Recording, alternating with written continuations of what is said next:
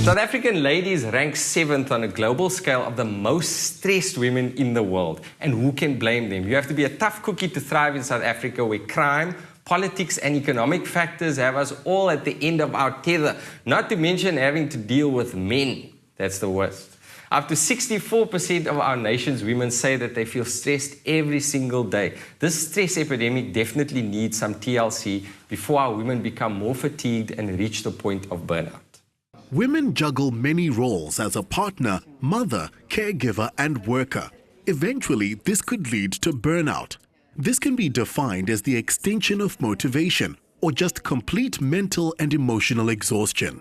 Symptoms include a lack of energy, a change in emotions ranging from moodiness to irritability, decreased immunity and an increasingly pessimistic outlook.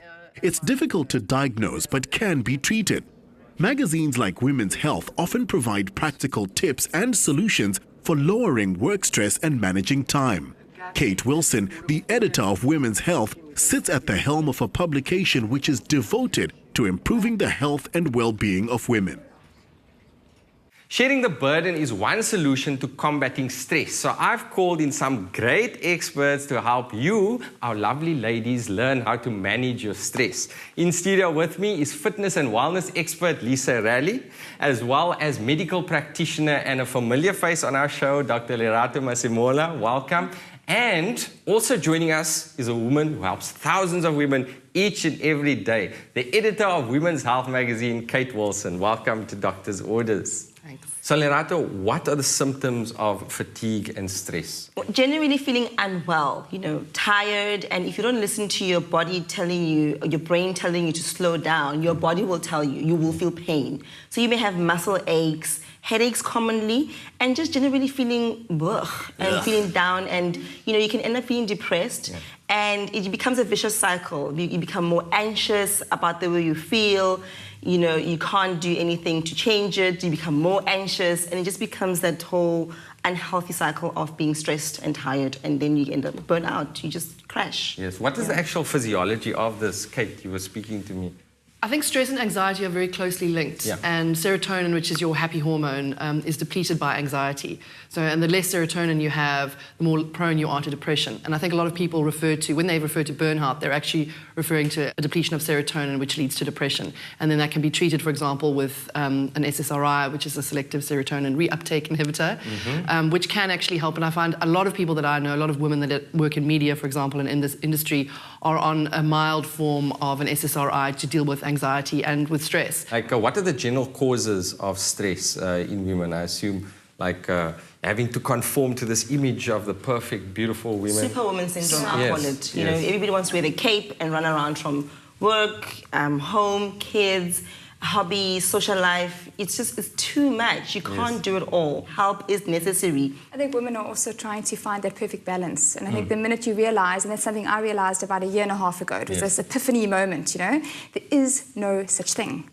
What happens is that when you place emphasis on one area in your life, something else is going to give. Suffer. Yeah, and as long as it's overall okay, you're keeping fit and healthy, you're eating okay, you're spending enough time with your family, and maybe you've got some massive job opportunity and you need to put all your emphasis on that, something else has to give. The minute we realise that, we can just let go of all the guilt, all the anxiety, and just go with the flow. And things are harder on women. I'm just thinking generally, even when you relax on the weekends, men have it easy. Women have to look amazing generally. Men you see wearing a tracksuit with. I think women are hard on themselves and hard on each other as well. I think there's a perception among women is if you're not doing something every minute of every day, you're lazy. And I think men are far quicker to reward themselves for a hard day's work. Scratch themselves. Men look forward to the weekend, beer, braai, whatever, and women have an itinerary for the weekend. It's kids' parties, it's this, it's weddings, it's this, and I'm running late for this.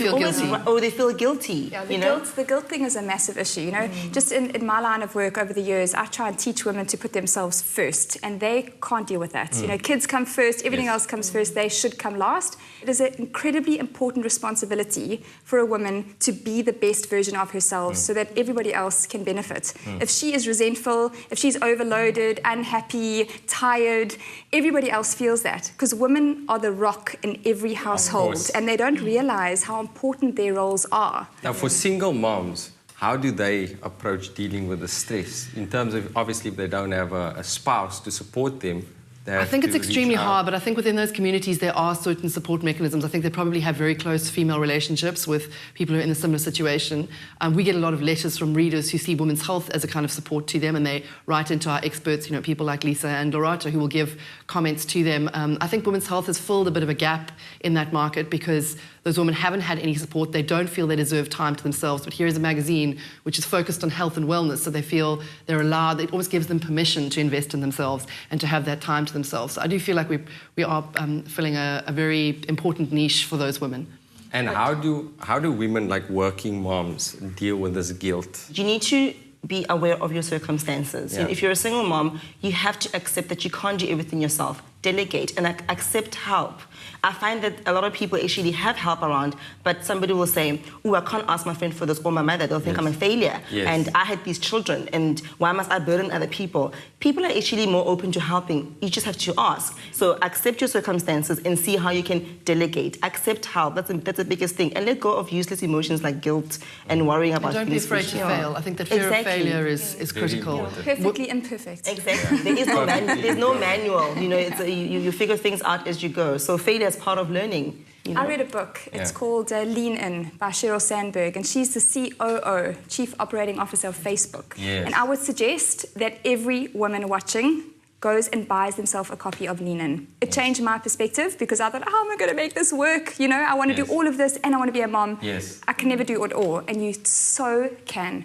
And she has lots of testimonials in the book of not only herself, but women that have made a success of that. How do you deal with stress, and what do you advise your readers? I think it's not a coincidence that this whole wellness industry has sprung up recently. In America, I think this trend of wealthy, WELLTHY, was number 11 on the Trend Watchers list 2 years ago, and I think South Africa is just catching up to that now, where women are realizing that they have to pay attention to their health if they're going to be happier and live more balanced lives. So I think it's a combination of exercise, cardio is obviously really important, and then diet is actually really important. And also, I'm a big food nerd, so cooking I think is a big stress release. We've written about it this month, saying that actually women who cook more than 5 meals at home a week are less stressed and more positive in terms of their outlooks. I think that's really good advice. Just do some cooking at home. Lisa, And, top yeah. tips for stress relief. For me, it's a positive outlook on everything. Okay. Not sweating the small stuff is important, but then you also want to strive for excellence in everything that you do. So it's quite a tough one, that. But making sure that there's always two ways to see things. You can see it on the positive or the negative, and it's a daily choice. And sometimes you've got to groom yourself into thinking positive no matter what, and giving everything the benefit of the doubt. You have the choice every single day how you're going to live your life. Yeah. And having a positive outlook is something that you have to practice. And the best way is to get up a little bit earlier, if possible, and to write in a gratitude book and make sure that you know exactly what it is you want from your life. And through my experience with my clients, I generally find that people that love what they do are much happier than people that are going to work resenting their jobs. Because you'll be spending 9 hours a day, if not more. If you own your own business, it could double. And you need to make sure that you love what you do, because then that whole cliche, you don't work a day in your life kind of thing. Yes. But it is very important. Otherwise, you're constantly feeling the sense of resentment and unhappiness that you're never getting to your ideal life. Thank you guys for that awesome and informative discussion. I'm seriously feeling a lot more relaxed now.